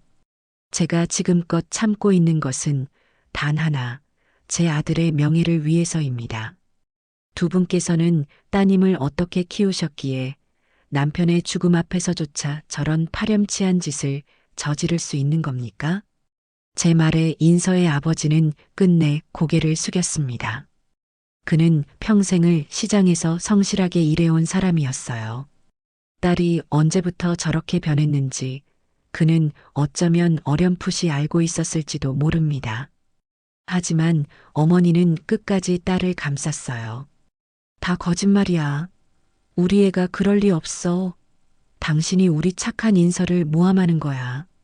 그때 박 변호사의 사무실 문이 열리고 인서의 여동생이 들어왔습니다. 그녀는 며칠 전 박 변호사에게 익명으로 연락을 해왔던 터였습니다. 언니의 계속되는 거짓말과 돈 요구에 더는 참을 수 없다면서요. 그녀는 부모님과 저를 번갈아 보더니 결심한 듯 입을 열었습니다. 엄마, 아빠, 그만하세요. 언니가 한 짓 다 사실이야. 뭐, 너 지금 무슨 소리를 하는 거야? 형부 죽고 나서 받은 보험금, 언니가 다 어디에 썼는지 알기나 해? 아빠 빚 갚아주고 우리 집 생활비 대준 거, 그거 다 형부 목숨값이야. 그런데도 언니는 돈이 부족하다며 우리한테까지 손을 벌렸어. 내가 더는 못 참겠어서 내가 이 사실을 알리려고 온 거야. 이 모든 게 언니가 자초한 일이라고. 인서 동생의 폭로에 그녀의 어머니는 그 자리에 주저앉아 버렸습니다. 아버지는 말없이 눈물을 훔쳤어요. 그들이 믿고 싶지 않았던 진실, 애써 외면해왔던 딸의 추악한 민낯이 가장 믿었던 작은 딸의 입을 통해 확인되는 순간이었습니다. 그날 이후 인서의 친정은 그녀의 가장 든든한 방패막이가 아닌 가장 아픈 상처가 되어버렸습니다. 친정마저 등을 돌리자 인서는 더욱 불안해졌습니다. 하지만 아직 그녀에게는 숨겨진 과거가 더 남아 있었어요. 저희가 고용한 탐정은 인서가 재범이를 만나기 전에 행적을 추적하고 있었습니다. 그리고 마침내 그녀에게 약혼자까지 있었지만 처참하게 파혼당한 전적이 있다는 사실을 알아냈습니다.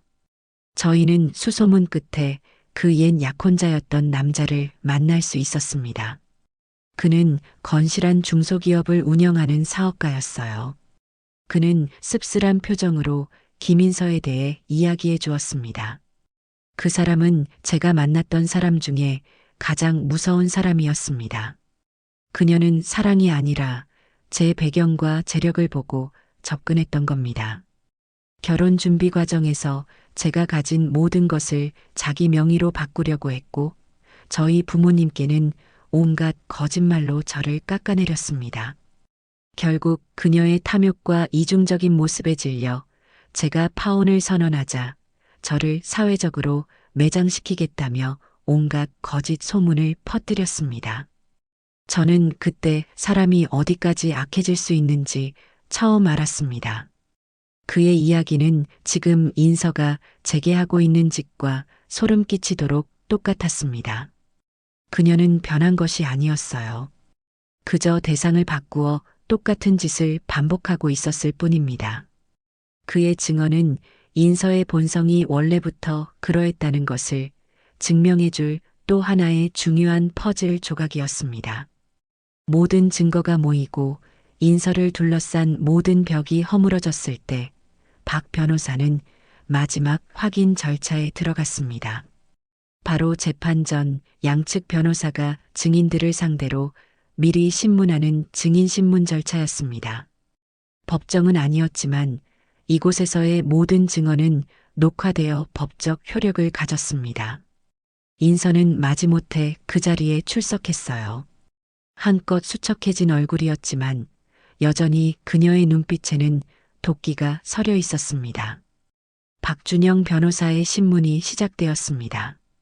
그는 처음에는 부드럽게 하지만 점차 날카롭게 파고들기 시작했어요. 김인서 씨 시어머니이신 이정옥 여사께 아파트 자금을 지원받은 사실이 없다고 하셨지요? 네. 용돈을 조금 주신 적은 있지만 투자는 아니었습니다. 그렇군요. 그럼 남편이신고 김재범 씨가 어머님께 보낸 이 편지는 어떻게 설명하시겠습니까? 어머니 덕분에 따뜻한 보금자리에서 시작하게 되었다는 이 문구요. 재범 씨가 그냥 예의상 한 말이겠죠. 예의상 한 말이라. 좋습니다. 그럼 이정욱 여사님을 요양원에 모셨다고 주변에 이야기하고 다니신 것은 사실입니까? 네, 그건 어머니께서 충격이 크셔서 걱정돼서 한 말입니다. 하지만 실제로는 비 오는 날 이정욱 여사님을 집에서 내쫓으셨지요. 꼴 좋다는 말과 함께요. 이것도 걱정돼서 하신 행동입니까? 박 변호사의 목소리가 서늘하게 회의실을 울렸습니다. 인서의 얼굴이 하얗게 질리기 시작했어요. 아닙니다. 그런 적 없어요. 저를 모함하는 겁니다. 모함이라. 그럼 이 녹음 파일도 모함일까요? 박 변호사는 인서가 제 고시원에 찾아와 협박했던 녹음 파일을 재생했습니다. 스피커를 통해 그녀의 광기 어린 목소리가 울려 퍼지자 인서는 거의 비명을 질렀어요. 하지만 박 변호사의 공격은 거기서 멈추지 않았습니다. 김인서 씨, 남편이 사망하기 한 달 전 거액의 종신보험에 가입하셨더군요. 수익자는 본인이었고요.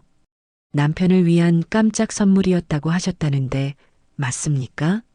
네, 맞아요.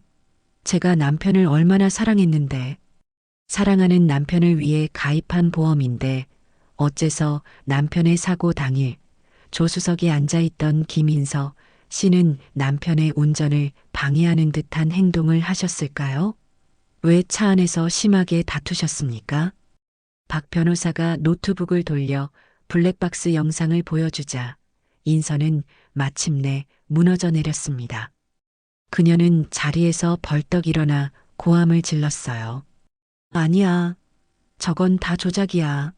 내가 안 그랬어. 저 늙은이가 날 죽이려고 함정을 판 거야. 이성을 잃고 발악하는 그녀의 모습은 그녀가 지금까지 해온 모든 주장이 거짓임을 스스로 증명하는 것과 같았습니다. 녹화되고 있던 카메라 렌즈는 그 추악한 모습을 하나도 놓치지 않고 담아냈습니다. 인서의 변호사는 망연자실한 표정으로 얼굴을 감쌌고 저는 조용히 눈을 감았습니다. 길고 길었던 전쟁의 서막이 이제 막 끝나고 있었습니다. 심판의 시간은 바로 내일 법정에서 시작될 것이었습니다. 마침내 결전의 날이 밝았습니다. 법정으로 향하는 제 발걸음은 이상하리만큼 차분했어요. 두려움이나 불안함은 없었습니다. 오직 길고 어두웠던 싸움을 끝내고 진실을 마주하겠다는 단단한 결심만이 제 안에 가득했습니다. 법정 안은 차가운 공기와 팽팽한 긴장감으로 가득 차 있었어요. 저 멀리 피고인석에 앉아있는 김인서는 하얗게 질린 얼굴로 바닥만 내려다보고 있었습니다. 그녀 옆의 변호사는 이미 모든 것을 포기한 듯한 표정이었지요. 재판이 시작되고 박준영 변호사가 먼저 변론을 시작했습니다. 그는 감정을 배제하고 오직 서류와 증거에 기반하여 논리정연하게 사실관계를 설명해 나갔습니다. 제가 아파트 자금을 보탰다는 은행 거래 내역, 그 돈이 제 노후 자금이었다는 증거, 그리고 아들 재범이가 직접 쓴 편지까지 모든 증거가 제가 단순한 용돈이 아닌 투자의 개념으로 아들의 집 마련에 기여했음을 명백히 가리키고 있었습니다. 이어서 증인 신문이 시작되었습니다. 가장 먼저 증인석에 선 것은 인서의 옛 직장 동료였던 최민준 씨였습니다. 그는 인서가 자신의 이익을 위해 동료를 모함하고 회사 자산을 빼돌렸던 과거를 차분하지만 단호한 목소리로 증언했습니다. 다음으로 인서의 옛 약혼자가 그녀의 과거 행적과 이중적인 모습에 대해 증언했어요. 마지막으로 증인석에 선 것은 인서의 여동생이었습니다. 그녀는 눈물을 흘리며 언니가 형부의 사망보험금을 어떻게 사용했는지, 그리고 가족들에게까지 어떻게 거짓말을 하고 돈을 요구했는지를 모두 털어놓았습니다. 연달은 증언에 법정은 술렁이기 시작했습니다. 인서는 돈을 위해서라면 어떤 비도덕적인 행위도 서슴지 않는 파렴치한 인물로 낙인 찍히고 있었어요. 그녀의 변호사는 몇 가지 반대 신문을 시도했지만 명백한 증거들 앞에서 그의 질문은 공허한 메아리처럼 흩어질 뿐이었습니다. 마지막으로 제가 증인석에 섰습니다. 판사님은 제게 물었어요. 원고, 이 소송을 통해 진정으로 원하는 것이 무엇입니까? 돈입니까? 저는 판사님의 눈을 똑바로 바라보며 대답했습니다. 아닙니다, 재판장님. 저는 돈을 돌려받고 싶은 것이 아닙니다. 저는 제 아들의 명예를 되찾고 싶습니다. 제 아들은 저런 파렴치한 여자에게 목숨과도 같은 돈을 빼앗기고 죽어서까지 이용당할 만큼 어리석은 아이가 아니었습니다. 저는 이 법정을 통해 제 아들이 남긴 마지막 진심을 지키고 저를 헌신짝처럼 내버린 저 여자에게 진실의 무게가 얼마나 무거운 것인지를 깨닫게 해주고 싶을 뿐입니다. 제 진심 어린 호소에 법정 안에는 잠시 침묵이 흘렀습니다.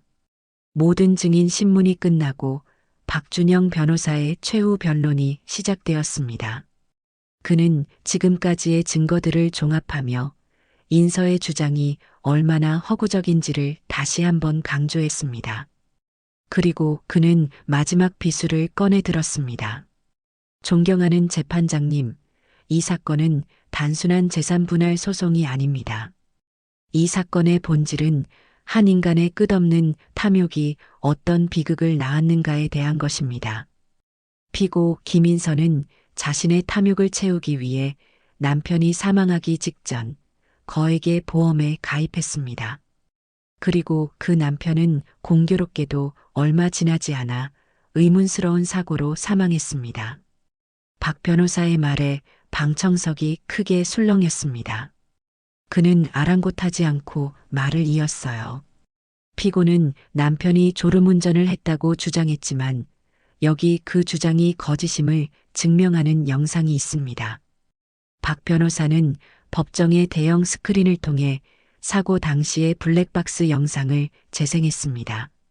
차 안에서 재범이와 인서가 격렬하게 다투는 모습, 인서가 재범이의 팔을 잡아채는 모습, 그리고 차가 균형을 잃고 가드레일을 들이받는 그 짧은 순간, 법정 안의 모든 사람들이 숨을 죽이고 그 끔찍한 순간을 지켜보았습니다.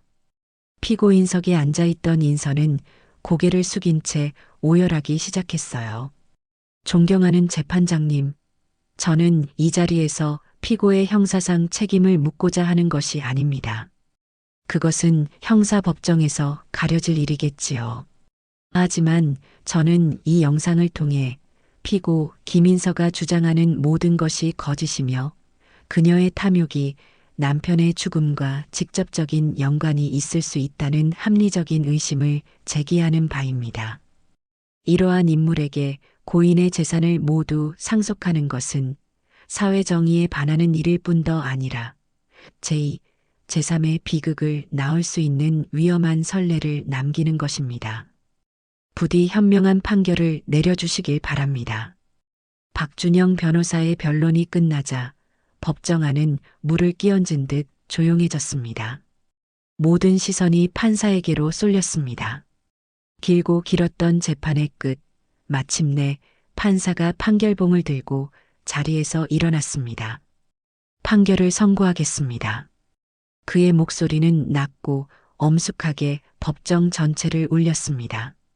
피고 김인선은 원고 이정옥에게 아파트 소유 지분의 절반을 이전하고 원고가 아파트 구입 당시 기여했던 금액에 대한 부당이득금 및 위자료를 포함하여 총 5억 원을 지급하라. 또한 이 사건에서 드러난 피고의 보험 사기 및 위증 혐의, 그리고 고 김재범 씨의 사망 경위에 대한 의혹에 대해 검찰에 정식으로 수사를 의뢰할 것을 명한다. 땅, 땅, 땅. 판결봉이 3번 내리쳐지는 순간 김인선은 그 자리에 쓰러지듯 주저앉았습니다. 모든 것이 끝난 것입니다. 저는 2주먹을 불끈 쥐었습니다. 눈물이 쏟아질 것 같았지만 꾹 참았어요. 아직 끝난 것이 아니었습니다. 법정 밖에는 수많은 기자들이 진을 치고 있었어요. 박 변호사의 부축을 받으며 법정을 나서는 제게 수많은 카메라 플래시와 질문들이 쏟아졌습니다. 심경이 어떠십니까? 며느리를 용서할 마음이 있으신가요? 저는 마이크 앞에 서서 떨리는 목소리로 하지만 단호하게 말했습니다. 저는 오늘 돈을 되찾은 것이 아닙니다. 저는 제 아들의 억울한 죽음 앞에 놓인 진실의 첫 단추를 끼웠을 뿐입니다. 앞으로 사법기관이 제 아들의 죽음에 얽힌 모든 의혹을 명명백백하게 밝혀줄 것이라 믿습니다. 하늘에서 이 모든 것을 지켜보고 있을 제 아들에게 이제야 미안한 마음을 조금이나마 덜 수 있게 되었습니다. 그날 저녁 모든 뉴스와 신문은 폐륜 며느리의 몰락과 의문 속에 가려졌던 아들의 죽음에 대한 기사로 도배되었습니다. 김인선은 재산을 모두 잃었을 뿐만 아니라 범죄자가 되어온 세상에 그 추악한 얼굴이 공개되었습니다. 그것이 제가 그토록 바라던 그녀에 대한 완벽한 사회적 사형 선고였습니다. 재판이 끝나고 며칠 뒤 저는 고시원의 작은 방, 낡은 텔레비전 앞에 꼼짝 않고 앉아 있었습니다. 저녁 메인 뉴스가 시작되자마자 앵커의 엄숙한 목소리와 함께 익숙한 얼굴이 화면을 가득 채웠어요. 마스크와 모자로 얼굴 대부분을 가렸지만 그 사이로 드러난 단 한 부분, 두 눈만은 숨길 수가 없었습니다. 한때는 오만함과 경멸로 가득 차 있던 그 눈은 이제 걷잡을 수 없는 분노와 벼랑 끝에 내몰린 자의 공포, 그리고 모든 것을 잃은 자의 깊은 절망으로 번들거리고 있었지요. 김인서였습니다. 거액의 사망보험금을 노리고 남편을 위험에 빠뜨린 혐의를 받고 있는 김 씨가 오늘 오후 검찰에 긴급 체포되었습니다. 앵커의 목소리를 배경으로 그녀는 수많은 기자들에게 둘러싸여 있었습니다. 과거 그토록 즐기던 세간의 관심이었지만 지금은 날카로운 칼날이 되어 그녀의 온몸을 찌르고 있었어요. 쏟아지는 질문과 카메라 플래시 세례에 아무 말도 하지 못한 채 고개를 푹 숙이고는 형사들의 손에 이끌려 청사 안으로 사라졌습니다. 한때는 최고급 명품으로 휘감았던 그 몸에는 구치소에서 지급된 듯한 헐렁한 옷이 걸쳐져 있었고 그 모습은 과거의 화려함과 비교되어 더욱더 초라하고 비참해 보였습니다. 저는 아무 표정 없이 그저 묵묵히 그 장면을 끝까지 지켜보았습니다. 눈물도 웃음도 나오지 않았어요. 그저 차갑고 무거운 무언가가 제 가슴을 꾹 누르는 듯한 그런 기묘한 감각만이 저를 맴돌았습니다. 그녀의 몰락은 TV 속 화면에서 끝나지 않았습니다. 박준영 변호사를 통해 들려오는 소식들은 그녀가 쌓아 올린 모래성이 어떻게 완벽하게 무너져 내리고 있는지를 실시간으로 중계해 주었지요. 보험회사는 재판 결과를 근거로 그녀에게 지급된 모든 보험금의 반환을 요구하는 소송을 제기했고 별도로 사기죄로 형사고발까지 진행했습니다.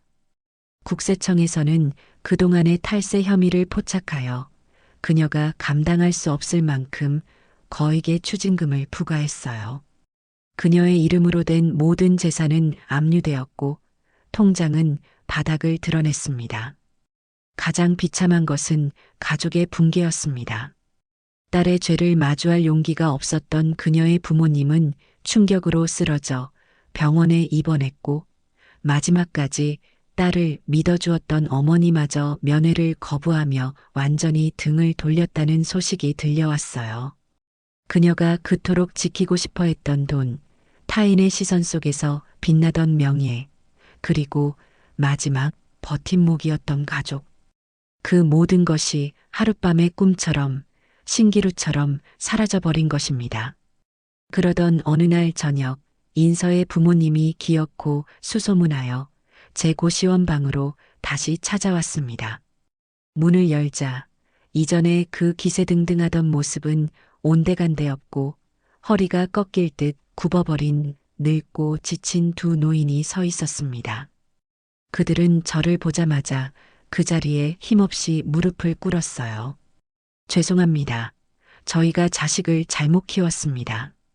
죽을 죄를 지었습니다. 사부인. 인서의 아버지는 마른 얼굴 위로 눈물을 쏟아내며 제게 용서를 구했습니다. 제가 자식 교육을 운운했던 그날의 말이 비수처럼 박혔던 모양입니다.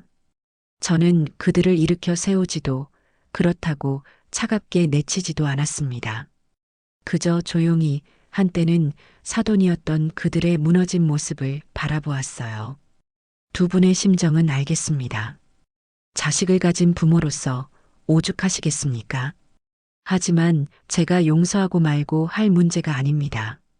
죗값은 인서가 직접 법의 심판을 받아 치러야 할 몫이고 용서는 땅속에 있는 제 아들에게 평생 빌어야 할 겁니다. 그러니 이만 일어나 돌아가십시오. 제 단호한 말에 그들은 더 이상 아무 말도 하지 못하고 서로를 부축하며 비틀거리듯 돌아갔습니다.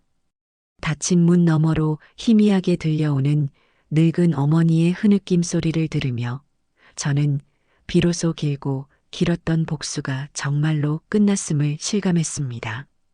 하지만 마음 한구석이 텅 빈 것처럼 시리고 허전한 것은 어쩔 수가 없었어요.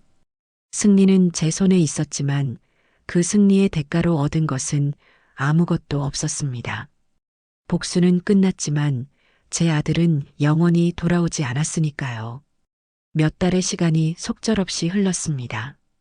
저는 되찾은 아들의 아파트로 돌아갔지만 그곳은 더 이상 제가 머물 수 있는 공간이 아니었습니다. 집안 곳곳에 남아있는 재범이의 흔적은 저를 웃게 했지만 동시에 그 옆에 그림자처럼 따라붙는 김인서의 흔적은 저를 괴롭혔기 때문이지요. 그녀가 앉았던 소파, 그녀가 쓰던 화장대, 그녀의 웃음소리가 들리는 듯한 주방. 그 모든 것이 끔찍한 기억을 되살려냈습니다. 결국 저는 그 집을 처분하기로 결심했습니다. 아들의 마지막 온기마저 떠나보내는 것 같아 가슴이 미어졌지만 아픈 기억의 둥지를 떠나야만 저 역시 새로 시작할 수 있을 것 같았어요. 그리고 그 돈과 되찾은 제 재산을 합쳐 아주 특별한 일을 시작하기로 마음먹었습니다. 그러던 어느 날 보석으로 잠시 풀려난 인서가 저를 찾아왔습니다. 부동산에 집을 내놓기 위해 마지막으로 들른 아파트 앞에서 유령처럼 초췌하고 남루한 행색으로 저를 기다리고 있었어요. 윤기 흐르던 머리카락은 푸석하게 엉켜 있었고 값비싼 옷 대신 낡고 해진 운동복 차림이었습니다. 그녀는 저를 보자마자 다리에 매달리며 짐승처럼 울부짖었습니다. 어머니, 제가 다 잘못했어요. 정말 죽을 죄를 지었어요. 제발 저 좀 살려주세요. 저 이대로 감옥 가면 정말 죽어요. 제발, 제발 탄원서 한 장만 써주세요. 어머니가 써주시면 판사님도 정상을 참작해 주실 거예요. 네. 어머니 재범 씨를 봐서라도. 한때 저를 망령든 늙은이 취급하며 꼴 좋다고 비웃던 그 입에서 어머니라는 말이 애절하게 흘러나왔습니다. 재범 씨를 봐서라도. 감히 죽은 내 아들의 이름을 입에 올리는 그 뻔뻔함에 저는 순간 이성의 끈을 놓을 뻔했습니다. 하지만 저는 차갑게, 아주 차갑게 제 다리에 매달린 그녀를 내려다보았습니다. 그리고는 제 다리를 붙잡은 그녀의 손을 벌레를 떼어내듯 힘주어 떼어냈습니다. 너는 나에게 어머니라고 부를 자격이 없다. 제 목소리는 겨울서리처럼 차갑고 날카롭게 울렸습니다. 그리고 감히 내 아들의 이름을 너의 그 더러운 입에 올리지 마라. 내 죄는 법에게 용서를 구하고 감옥에 가서 죗값을 치러. 그리고 평생을 죽는 날까지 내 아들에게 사죄하며 살아라. 그것이 내가 살 수 있는 유일한 길이다. 다시는 내 눈앞에 나타나지 마라. 저는 단 한 번도 뒤돌아보지 않고 그 자리를 떠났습니다. 등 뒤에서 그녀의 절규와 악에 바친 울음소리가 들려왔지만 제 마음은 더 이상 잔물결 하나 잃지 않았습니다. 그것이 제가 그녀에게 내리는 마지막 심판이자 제 아들에 대한 마지막 예의였습니다. 그 후 저는 박준영 변호사의 도움을 받아 작은 재단을 하나 설립했습니다. 이름은 김재범 추모재단. 제가 아파트를 처분한 돈과 되찾은 모든 재산을 남김없이 쏟아부었지요. 그 재단은 거창한 곳이 아니었습니다. 저처럼 법을 잘 몰라 억울한 일을 당하거나 자식에게 재산을 빼앗기고 버림받아 고통받는 노인들을 위해 무료로 법률 상담과 지원을 해주는 작은 쉼터 같은 곳이었습니다. 아들이 남긴 돈이 이제는 더 이상 복수의 자금이 아니라 희망의 씨앗으로 쓰이게 된 것입니다. 어느 맑은 봄날 재단 사무실 문을 열고 한 할머니가 조심스럽게 들어섰습니다. 아들에게 평생 모은 전 재산을 넘겨주었지만 이제는 요양원에 보내겠다며 집에서 내쫓겨갈 곳이 없다며 눈물을 흘리셨어요. 주름진 손으로 눈물을 훔치는 그 모습이 마치 몇 년 전 빗속을 헤매던 제 모습과 거울처럼 겹쳐 보였습니다. 저는 자리에서 일어나 할머니의 손을 따뜻하게 잡아드렸습니다. 어머님, 여기까지 오시느라 힘드셨죠? 걱정하지 마세요. 저희가 도와드릴게요. 이제 혼자가 아니세요. 할머니의 기막힌 사연을 들어주고 박준영 변호사와 함께 법적으로 해결할 방법을 찾아주며 저는 비로소 깨달았습니다. 진정한 복수란 한 사람을 파멸시키는 것에서 끝나는 것이 아니라는 사실을요. 진정한 복수는 그 아픔을 딛고 일어나 또 다른 누군가가 나와 같은 아픔을 겪지 않도록 그 손을 잡아주는 것이라는 사실을요.